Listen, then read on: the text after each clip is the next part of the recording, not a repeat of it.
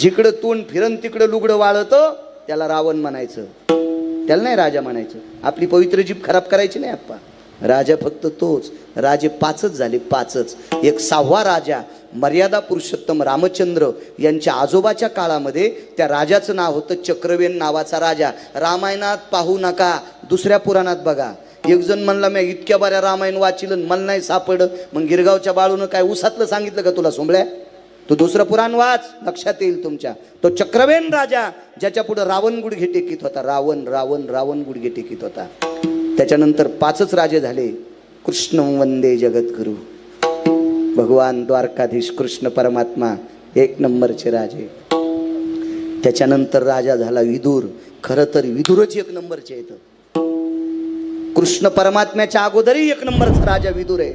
पण विदुरानं श्रुती मातेला सांगितलं, श्रुती मी ज्या विश्वाच्या मालकाचं भजन करतोय त्याचा नंबर मला देऊ नको, त्यालाच दे. याला म्हणायचं महत्व हरवी, चातुर्य लपवी, पिशेपण मिरवी आवडोनी, पूज्यता डोळा न देखावी, स्वकीर्ती कानी ऐकावी. स्वतःचा नंबर कृष्ण परमात्म्याला देऊन टाकला.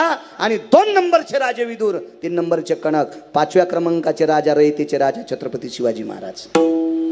अभ्यास कमी असला